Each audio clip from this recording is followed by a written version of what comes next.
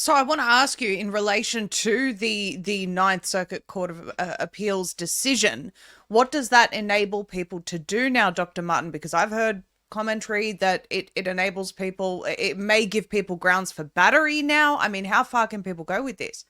Yeah, so let's be clear on the practice of law versus the letter of the law.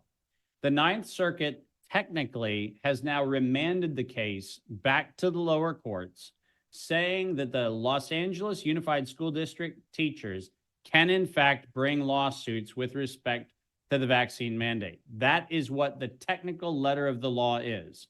The opinion, which is actually part of precedent-setting opinion, and this is the key distinction I want to make, the opinion makes it unambiguous that the Ninth Circuit has determined that Jacobson is misapplied in this particular instance.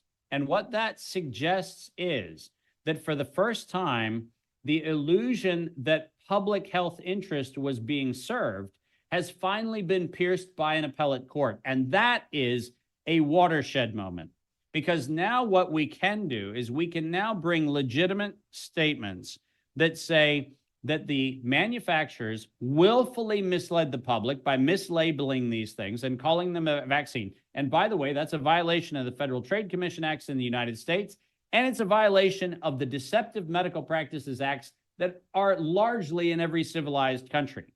So the good news is we have that veil to pierce. But more importantly, and this is the very important piece, with the Ninth Circuit unambiguously saying the Jacobson waiver is not going to pass muster in their view, what this also does is, to your point, starts to give us the cracks that we need to pierce the liability shields against vaccine manufacturers and against the individuals, employers, pharmacists, doctors, nurses, hospitals that actually injected people.